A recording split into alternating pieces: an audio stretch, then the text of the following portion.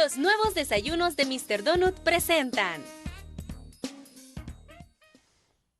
Bueno, bienvenido, gracias por estar con nosotros. El expresidente Mauricio Funes está con nosotros ya aquí en los estudios. Vamos a conversar con el expresidente sobre varios temas. Mire, entre ellos está precisamente esta solicitud que ha hecho el Partido Alianza Republicana Nacionalista Arena de conformar una comisión para investigar el caso El Chaparral. Un caso que ha seguido muy de cerca el expresidente Funes. Además, vamos a preguntarle qué piensa él sobre esta denuncia que hizo el mismo partido FMLN, Mauricio, sobre actos de desestabilización en el país y que podrían incluso estarse fraguando, dijo en su momento el FMLN, un golpe de Estado en El Salvador. Hay otros temas, por ejemplo, la posible, digo posible porque el gobierno lo ha rechazado contundentemente, ha dicho que no es posible en este momento la creación de una comisión especial para investigar casos de impunidad y crimen organizado en nuestro país.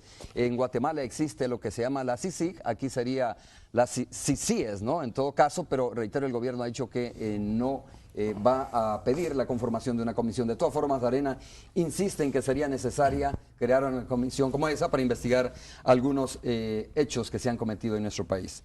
Antes quiero hacer referencia a una carta que me envió Ana Vilma de Escobar, la vicepresidenta de la Asamblea Legislativa, a propósito del programa de ayer, donde hablamos precisamente sobre la posible conformación de esta comisión. Yo le preguntaba a mis invitados, Jorge Velado y Margarita Escobar, que si se creara una comisión como esa, la pregunta era que si también se tendría que investigar casos en donde la expresidenta de nuestro país y ahora vicepresidenta de la Asamblea Legislativa se ha mencionado, ¿no? O ha sido mencionada en algunos casos.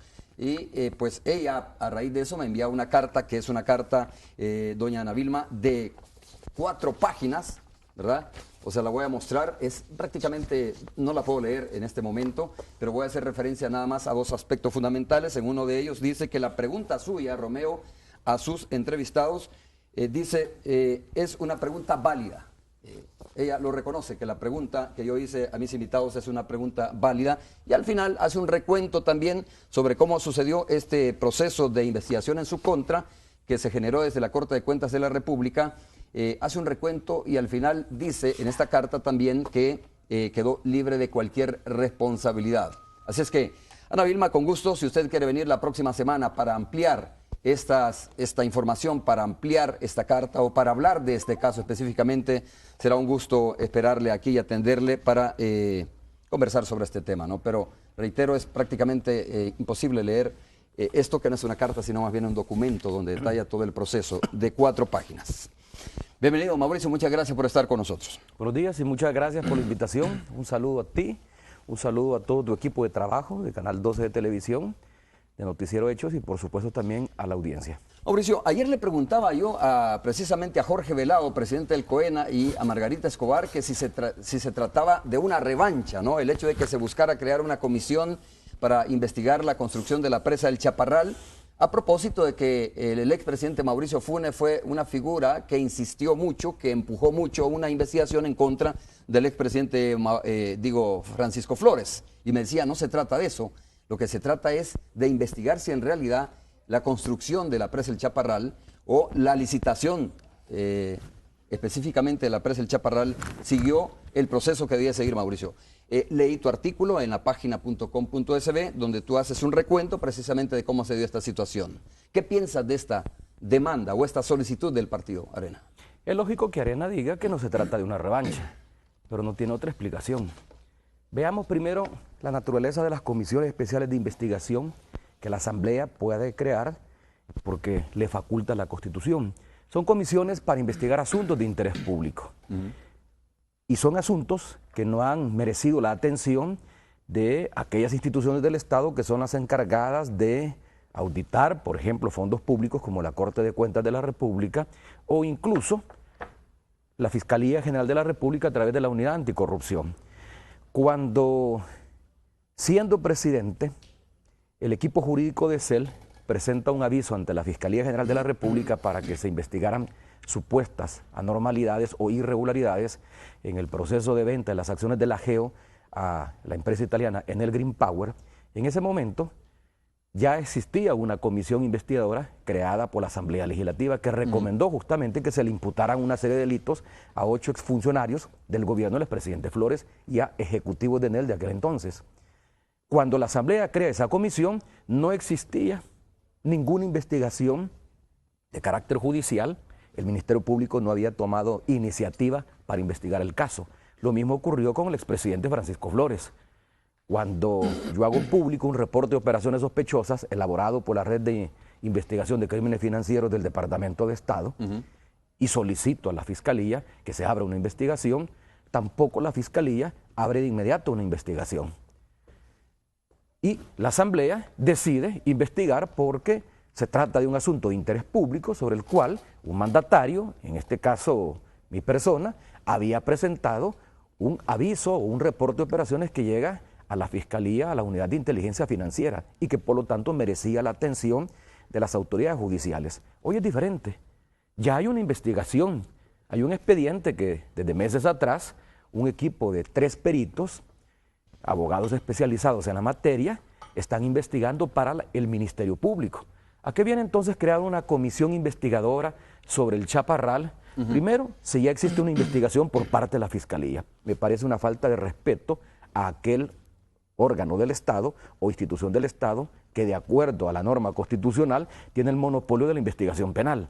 Si ya existe una investigación de la Fiscalía, ¿por qué no esperar los resultados de esta investigación? Y si los resultados de esta investigación no satisfacen las expectativas del Partido Arena, podrá tener a bien el proponer el nombramiento de una comisión especial investigadora. O sea, no es que tú te opongas a la creación, lo que tú crees que no es el momento. Yo no tengo facultades jurisdiccionales para decidir si se crea o no se crea. Yo estoy nada más ubicando la oportunidad, el momento político en que Arena propone la creación de esta comisión. A diferencia de la comisión que se creó para el caso Selenel o para el caso de los desvíos millonarios que se le imputan al expresidente Francisco Flores, en aquella época no existía ninguna investigación sobre ambos temas en la Fiscalía.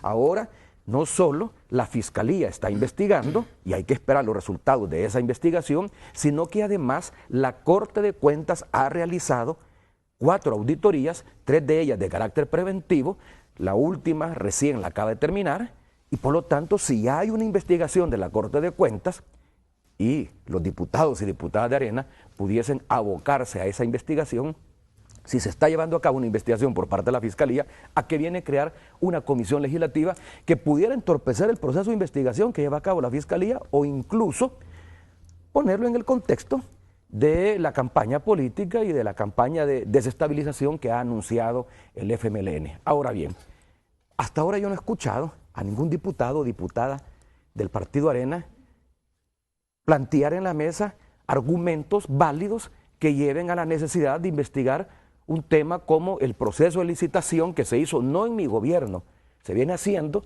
desde el gobierno del presidente Calderón Sol, porque ahí fue cuando se hicieron los estudios de prefactibilidad.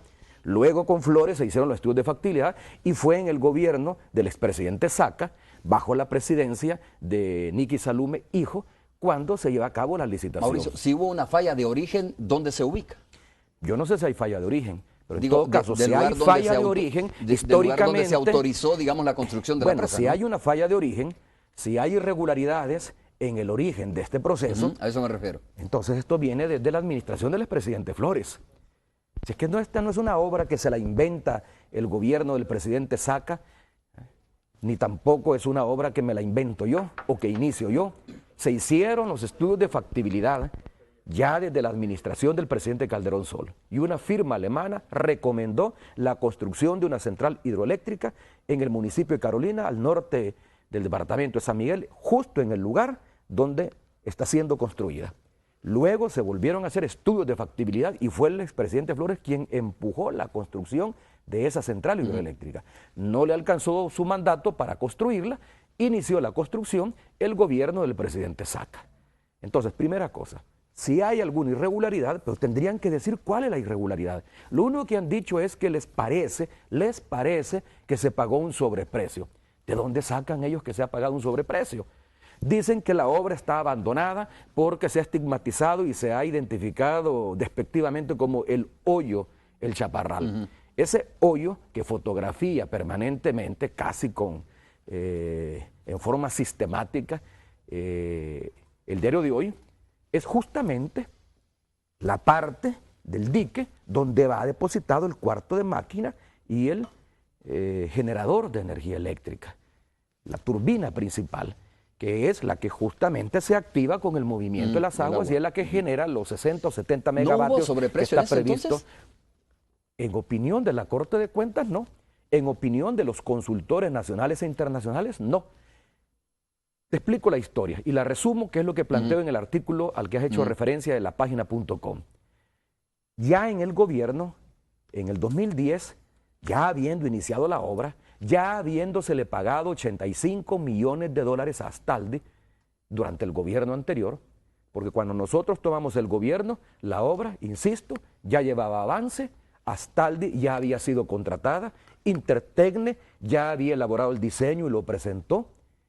La obra ya llevaba, no sé, 30, 35%, ahí hay una discusión de cuánto es lo que llevaba en términos de avance, pero ya se le había pagado 85 millones de dólares. En el 2010, a mediados de año, Astaldi presenta un informe a la Junta Directiva de CEL donde les dice, miren, de acuerdo a nuestros peritos, la tormenta Ágata de finales del año pasado, el 2009, desplazó el margen derecho de la montaña donde se construye el dique principal y esto ha generado inestabilidad del terreno. Por lo tanto, no podemos continuar con los trabajos a menos que se haga un nuevo diseño o a menos que se lleven a cabo obras de mitigación para superar esa inestabilidad geológica. A eso creo que Arena le ha llamado el sobreprecio entonces, ¿no? No, porque sobreprecio. El problema que se da es que como es un contrato llave en mano, significa que no puede haber modificación del contrato y por lo tanto Astaldi no podía reclamar que se le pagara en forma adicional por la construcción de esa obra de mitigación o por cambiar el diseño de la obra y construirla en otra parte de la montaña. Ahí se genera una discusión entre Astaldi y la Junta Directiva de CEL. Insisto en esto porque se plantea que ha sido el presidente Funes el que sacó de las arcas del Estado 108 millones de dólares y se los entregó a Astaldi y probablemente Astaldi le dio la vuelta y me regresó ese dinero y yo me lo embolsé. Eso es lo que está sugiriendo el Partido Arena. A mí me parece un total desconocimiento de parte de los diputados no caer en la cuenta de que un presidente de la República, trátese de quien se trate, no tiene jurisdicción sobre una entidad autónoma como CEL. Las decisiones las toma la Junta Directiva, ni siquiera el presidente, la Junta Directiva. Y ahí hay directores, incluso representantes de ANEP. Es colegiada la decisión que se toma en todo caso. Bueno, tiene sus propias leyes de funcionamiento, por eso es que se llama empresa autónoma, porque tiene su propio gobierno para tomar decisiones y además tiene autonomía en lo financiero. Yo no me meto en el presupuesto de CEL, ningún presidente se puede meter en el presupuesto de CEL, ni cómo maneja CEL su presupuesto. Si la Junta Directiva de CEL acordó dar por terminado el contrato con Astaldi, en lugar de irse a un arbitraje internacional, acordó seguir un proceso de negociación directa y definir un precio para pagar no solo la obra realizada hasta ese momento, sino que también la compensación por la cancelación unilateral del contrato. Ese fue un asunto de la Junta Directiva de CEL, no del presidente de la República. De hecho, yo me di cuenta de que había problemas con Astaldi luego de una reunión que tuvimos en el Consejo Nacional de Energía, donde está el presidente de CEL y donde está el superintendente de Electricidad y Telecomunicaciones, y ahí me plantearon que había un problema con Astaldi, que no quería continuar la obra. Y recuerdo que yo sugerí que se contrataran peritos para establecer si Astaldi tenía o no tenía razón, si había o no había un desplazamiento a la margen derecha. ¿Y cuál los fue el peritos, resultado? Que había desplazamiento a la margen derecha, había inestabilidad del suelo, si los peritos de la Fiscalía, el mismo fiscal general lo ha comprobado. ¿Tú no te recordás que hubo una entrevista que le hizo el diario de hoy el fiscal que se trasladó hasta el municipio de Carolina y aparece el fiscal diciendo, si es que la obra no se debió de haber construido acá porque la tierra es porosa, uno agarra los rocas, los pedazos de piedra, los bloques de piedra y sencillamente se convierten en masilla en la mano? Bueno, esa es la inestabilidad que justamente causó la tormenta Ágata en esa margen derecha de la montaña y es justamente la inestabilidad por la cual Astaldi le reclama a CEL y le dice que no puede continuar con la obra. La mejor prueba de que ahí hubo inestabilidad en el suelo es lo que ha dicho el fiscal y que sus peritos lo han comprobado. Ahora, que demuestren que ha habido o no ha habido pago de sobreprecio. En todo caso, hay un informe de Curtis, la consultora externa del Centro Lobo El Salvador, que es Rusconi, Medina y Asociados, donde ellos le dan fundamentación técnica a la Junta Directiva de CEL para que tome la decisión. Y todavía la Junta Directiva de ese entonces, presidida por Leopoldo Samur, le hace una consulta a la Corte de Cuentas, la Corte de Cuentas destaca una unidad de peritos, llevan a cabo una auditoría preventiva y le recomienda dos cosas. Uno, no irse a un arbitraje internacional porque eso le hubiera resultado mucho más oneroso al Estado. ¿Por qué razón? Dicen, por la historia ya inveterada que ha tenido el país de perder arbitrajes internacionales, número uno. Y número dos, porque los costos al final que tendrá que pagar el gobierno, dice la Corte de Cuentas, van a ser mucho más altos que se llegue a un arreglo directo. Entonces recomiendan la negociación directa. Astaldi pide primero 180 millones de dólares. Luego de varias semanas de negociación, Astaldi baja su solicitud a 120 millones de dólares y finalmente, para no hacer largo el cuento, coinciden en que se va a tener que pagar 108.5 millones de dólares. ¿Cuánto pagó el gobierno de El Salvador o CEL bajo mi gobierno? 23.5, no 108. Mi gobierno y la junta directiva de CEL bajo mi gobierno, presidida por Leopoldo Samur, no tiene que dar cuenta de 108 millones porque ya 85 los había pagado el gobierno anterior. Oye, perdona, Mauricio, para entenderlo muy bien, no sé si ya lo comprendieron esos amigos. ¿En concepto de qué se paga esto, Astaldi? Primero, reconocimiento de la obra realizada. Ajá. Y para Del eso avance se de la contratan peritos y entre ellos los de la Corte de Cuentas. Y segundo, la indemnización que reclama en base a la LACAP, la firma constructora, porque el contrato se suspende.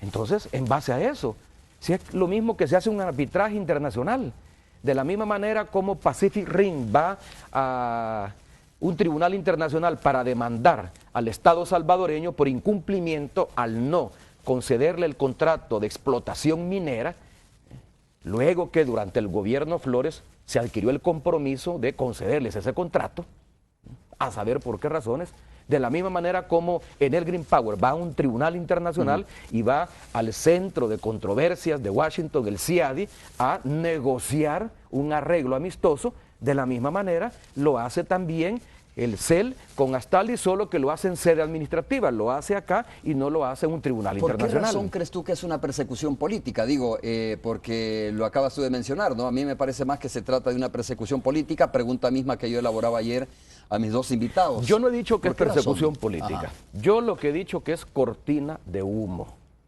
Cortina de humo para opacar el fallo del juzgado cuarto de sentencia en el caso Selenel, que dicho sea de paso, yo ayer decía en mi programa radial que tengo información muy cercana del grupo de los 8 exfuncionarios que fueron acusados por la Fiscalía de que la próxima semana me piensan demandar por el delito de difamación. Este es el país del mundo al revés, o como he dicho, donde los patos le disparan a las escopetas. Resulta que el que denuncia, porque tiene esa responsabilidad como jefe de Estado de cuidar el patrimonio público, de que pudiera haber habido irregularidades en el caso Selenel,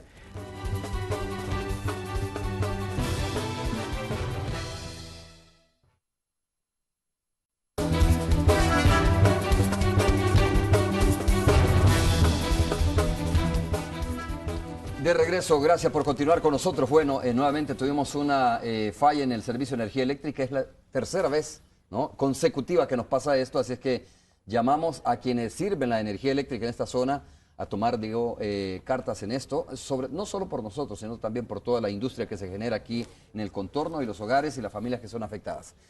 Mauricio, a ver, hay varias cosas que se han dado en estos últimos días, denuncias, por ejemplo, situaciones como esta, la del Chaparral, la solicitud de conformar una comisión, la denuncia del FMLN, etcétera, ¿no? Y algunos dicen, estos son precisamente los hechos sistemáticos que te van a pensar que son acciones desestabilizadoras que está desarrollando cierto sector, probablemente no sea todo el partido Arena, como han dicho, o toda la derecha en ese país, pero de todas formas, el hecho de que se insista sobre estos temas, algunos lo toman precisamente como los actos de desestabilización que se podrían estar dando y que los denunció recientemente el FMLN. ¿Tú lo percibes así? ¿Percibes que hay interés de desestabilizar el país realmente?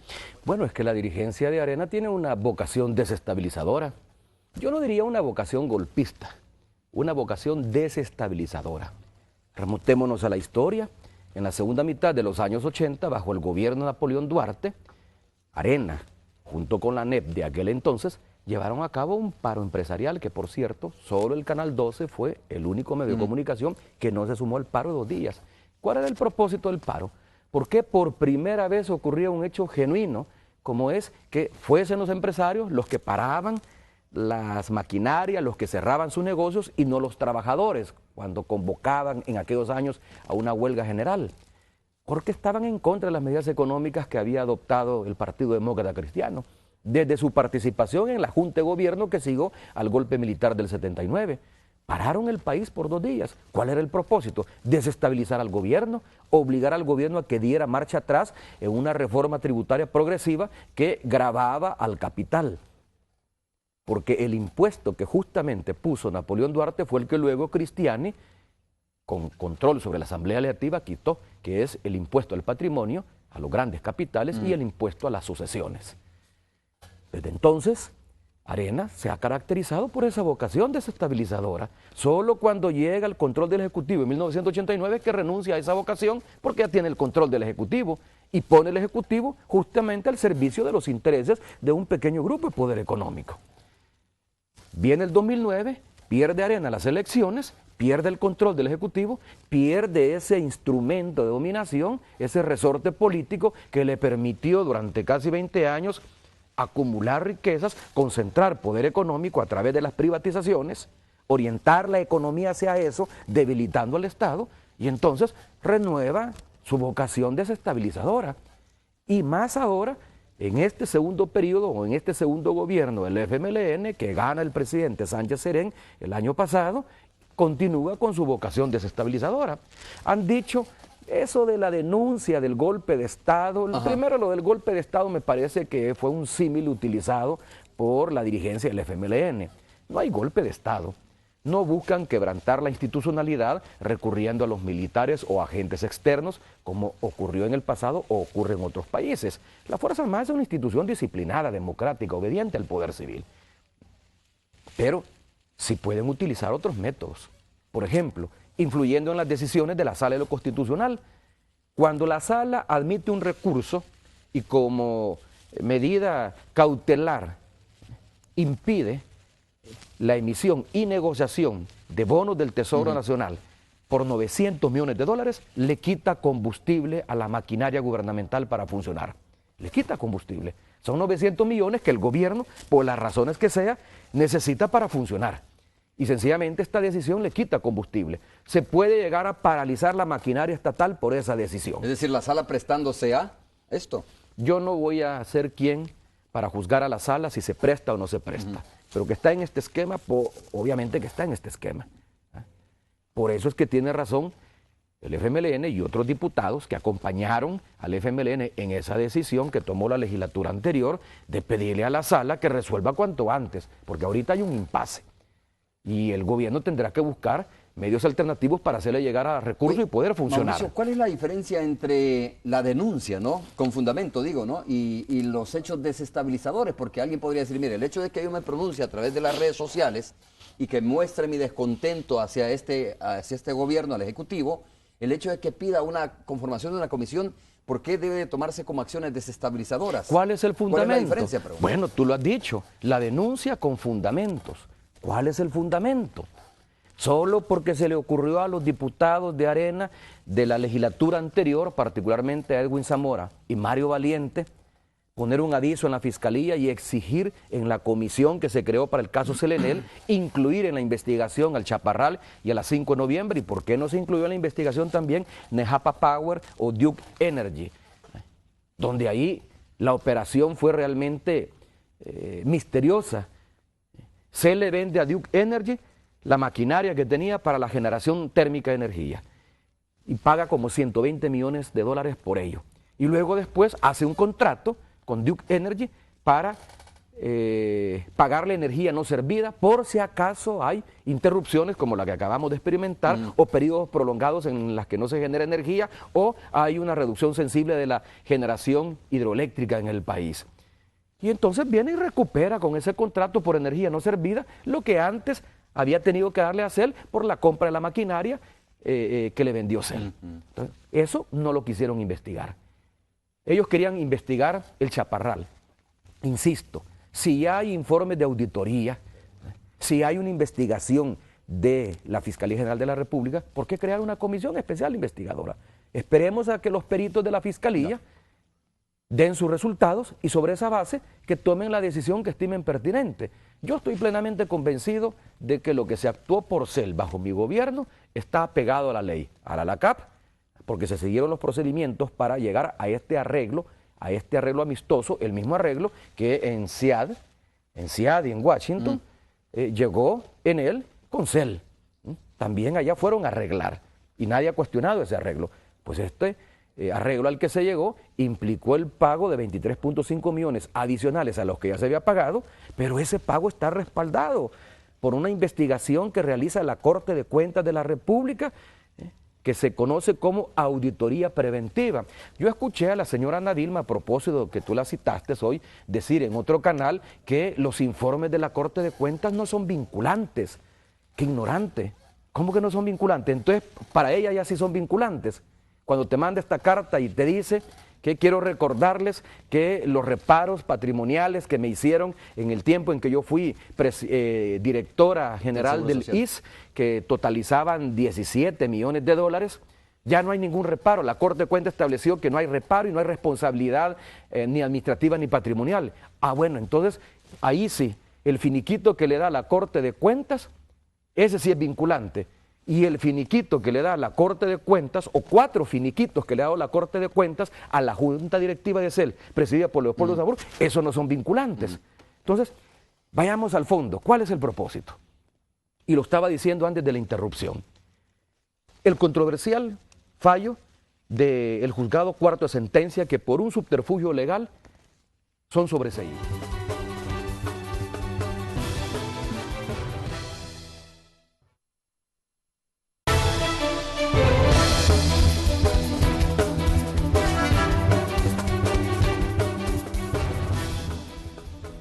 Bien, tenemos poco tiempo, pero vamos a aprovechar lamentablemente 2 cortes continuos durante la transmisión de esta entrevista. Ayer también tuvimos uno de los cortes, pero para aprovechar lo que nos resta, Mauricio, ayer el Partido Arena insistió sobre el tema, ya venía insistiendo también sobre el tema de crear aquí una comisión para investigar la impunidad y el crimen organizado, ¿no? Tenía un sonido de Margarita que lo dejó, pero por tiempo ya no lo voy a pasar, pero sí quiero escuchar tu opinión respecto de mi a discurso en Naciones Sí, Unidas. Tu discurso en Naciones Unidas, donde ella dice que tú avalas la creación y que pides la creación de una comisión como esta. Es que aquí se han confundido los términos. En primer lugar, la comisión investigadora o la Comisión Internacional contra la Impunidad, que funciona en Guatemala, es una comisión contra la impunidad, no contra la corrupción, contra la impunidad. Que en la agenda de la Comisión Internacional en Guatemala se han incluido algunos casos de presunta corrupción en el gobierno del presidente Otto Pérez, esa es otra cosa. Efectivamente, yo presenté una iniciativa ante Naciones Unidas y consultamos con el fundador de la Comisión contra la Impunidad en Guatemala si era conveniente o no una comisión acá en El Salvador. La recomendación de él, y lo voy a decir con claridad y con franqueza, es que una comisión, por muy internacional que sea, si no conduce al fortalecimiento de la institucionalidad del país que se trate, está sometida a los vaivenes políticos. Y Guatemala no está exenta de ellos. Segundo, la comisión que se crea en Guatemala comienza investigando delitos de lesa humanidad que estaban impunes. El caso del asesinato de los 3 salvadoreños, por cierto, miembros del Partido Arena, que fueron masacrados prácticamente en forma impune, y el caso quedó en la más completa impunidad. Porque a ese asesinato luego vino el asesinato de los policías, donde un grupo de sicarios se metieron impunemente en la cárcel y los asesinaron a quemarropa. Y la huida de varios policías a otros países. De policía, de director de policía y de ministro de seguridad. La acusación formal que existe en este momento en los tribunales contra el general Ríos Montt, quien contribuyó a esclarecerla, fue esta comisión. Mauricio, entonces, yo soy de la idea. ¿Tiene sentido cuando la institucionalidad de un país no funciona? Así es. El país, como lo dijo Walter Araujo en un artículo que publicó ayer y que me parece muy bueno, en el país, en El Salvador, la institucionalidad funciona, a diferencia de Guatemala. ¿Y cuál fue mi declaración en aquel entonces? Que en Guatemala el crimen organizado permeó el Estado y lo copó. En El Salvador el crimen organizado comienza a penetrar el Estado. Ahora tenemos una policía, en mi opinión, profesional. Podrán haber algunas manzanas podridas, pero son eso, algunas manzanas podridas, pero hay una conducta institucional profesional. La policía no está permeada por el crimen organizado. La Fuerza Armada no está permeada por el crimen organizado. Tampoco la Fiscalía. El órgano judicial, ahí no estoy seguro. Habría que investigarlo. Pero eso es una responsabilidad de la Corte Suprema de Justicia, no haber avanzado en la depuración judicial. Y no sé por qué no lo han hecho. Pero no es a través de una comisión como se va a fortalecer la institucionalidad, sobre todo una comisión internacional. Yo pondría mis mejores esfuerzos a fortalecer la institucionalidad del país, a reformar la Constitución para que el 6% del presupuesto no solo se le dé a la Corte Suprema de Justicia, sino a todo el aparato, ¿no? Y trabajar en la depuración del órgano judicial y en un mayor profesionalismo de la Fiscalía General de la República. Con el presupuesto actual que tiene la Fiscalía, por más esfuerzos que haga la Fiscalía, difícilmente va a investigar como se debe de investigar. Pero tenemos una Fiscalía independiente, tenemos un órgano judicial que no responde al Ejecutivo. Por lo tanto, ¿qué necesidad hay de una comisión? Ahora, está bien, ¿y por qué Arena no dice que se crea la Comisión Internacional contra la Impunidad y que el primer caso que se investigue sea el asesinato de los sacerdotes jesuitas que están en la total impunidad? Quiero ver qué piensa de eso el expresidente Cristiani, que fue comandante general de la Fuerza Armada en el momento en que se llevó a cabo ese asesinato. ¿Estaría dispuesto el Partido Arena que uno de los primeros casos que ha quedado en impunidad se investigue, como es el asesinato de los sacerdotes jesuitas? El caso de Monseñor Romero. Lo que pasa es que esa investigación pudiera entorpecer el proceso de canonización de Monseñor Romero. Pero los sacerdotes jesuitas, el asesinato, esa masacre ha quedado en la impunidad. Que comiencen investigando eso. Vamos a ver si los areneros van a defender con tanto tesón la creación de esa comisión. Cierro, Mauricio, con el siguiente tema. Ya tenemos que despedirnos, ¿no? Brevemente, ¿qué piensas sobre esta carta que se filtró y que pide un diálogo de las pandillas con el Consejo Nacional de Seguridad, más bien? Yo soy de la idea, porque mi gobierno, por más que se diga que negoció con los pandilleros reducción de homicidios a cambio de prebendas, la negociación fue entre dos pandillas rivales. El Estado lo que hizo nada más fue facilitar el entendimiento si el propósito último era reducir los homicidios, como ha sido ocurrido durante 14 meses. El gobierno no tiene que sentarse a negociar con las pandillas. El gobierno lo que tiene que hacer es dialogar con las comunidades, ocupar territorialmente los municipios o las zonas de mayor presencia de pandillas, no solo con fuerzas públicas, sino que con todo el aparato de Estado para resolver el problema de exclusión y marginalidad que hay en esas zonas. Vamos a hacer la pausa, Mauricio. Regresamos ya solo para despedir. Volvemos en breve.